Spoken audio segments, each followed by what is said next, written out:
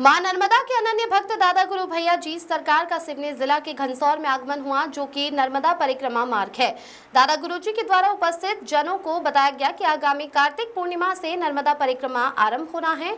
ओमकारेश्वर जी से पहले खेरमाई में स्वागत महामंडलेश्वर डडई सरकार संत श्री श्री 1008 अनमोल दास जी महाराज कुंवर शक्ति सिंह सिसोदिया ने सपत्नीक रानी सिसोदिया के साथ एवं खेरमाई मंदिर समिति घनसौर एवं अन्य जनप्रतिनिधि एवं गणमान्य जनों द्वारा जोरदार स्वागत एवं दीप प्रज्वलित कर पादुका पूजन किया गया।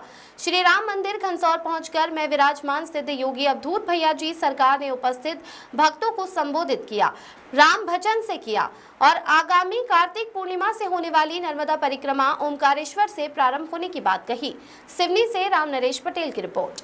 क्या करना पड़ता है तो दुनिया का एकमात्र भगवती नर्मदा का पथ है, जिस पथ पर चलना होता है और जिस पथ पर चलना साधना कहलाती है। कुछ भी करना, जैसे बच्चा माँ के संग चलता है, वैसे ही घर और परिवार उस नर्मदा के पथ पर जो भी चला वो चलना साधना कहलाती है।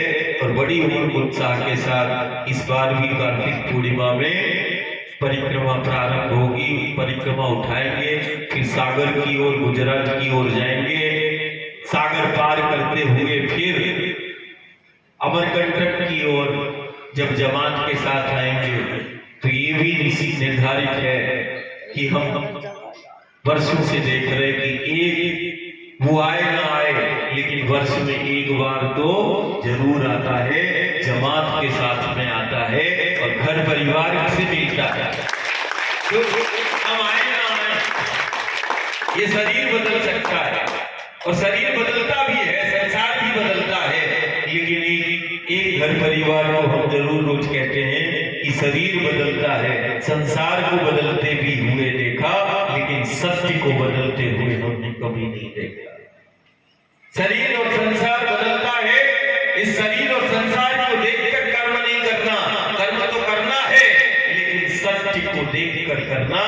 कारण जो कभी बदला नहीं वही बदलाव ला सकता है, जो कभी बदला नहीं वही जीवन को बदल सकता है। सारी दुनिया मिलकर सत्य को नहीं बदल सकती, लेकिन एक सत्य है जो जीवन को नहीं दुनिया को बदल सकता है।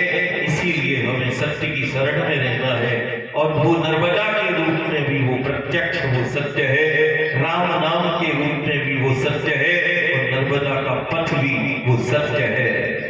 और उस पथ पर चलते चलते निश्चित है कि मंडला से जब घनसौर की तरफ आते हैं तो निश्चित है कि घनसौर में एक रात्रि का पड़ाव रहता है।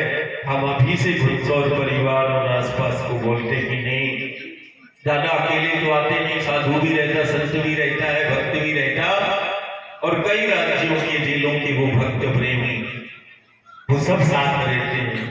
अपना एक संस्कृति है कि द्वार पर आए अतिथि का हम मान करते हैं और हमने सुना है कि जिसने द्वार पर आए अतिथि का मान कर लिया, द्वार पर आए अतिथि का सत्कार कर लिया, महादेव तो उस मान से प्रसन्न हो जाते हैं। जिस द्वार पर अतिथि का मान होता है महादेव शिव प्रकट हो जाते हैं।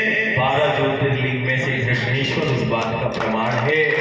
उस परिवार ने केवल एक व्रत ले लिया कि जो भैया हमारे गांव घर द्वार में आएगा हम अपने द्वार में उसका मान करेंगे। द्वार पर आए अतिथि का मान कर लिया और उस घर परिवार ने महादेव को प्रकट कर लिया। वो 12 ज्योतिर्लिंग में से एक प्रमाण है। इसीलिए ये तो द्वार बड़े असाधारण है, इसीलिए अभी से तैयारी करना। और निश्चित है इस बार परिक्रमा का एक दिन उस गांव नगर को मिलता है, लेकिन वो उत्सव जैसा हो। सब घर परिवार माँ बोलती है कि नहीं, साथ में रहना, साथ में रहना और साथ में चलना है। तुम गांव से घर परिवार से बोलना कि साथ में हर स्थिति परिस्थिति में रहना, साथ में चलना और साथ में बैठना है। जिस दिन हमने साथ में बैठना सीख लिया उस दिन हम अपनी समस्याओं का समाधान खुद अपने हाथों से करेंगे। और जैसा अपने घर और द्वार को, गांव को बनाना है, हम बैठकर निर्णय ले लेंगे।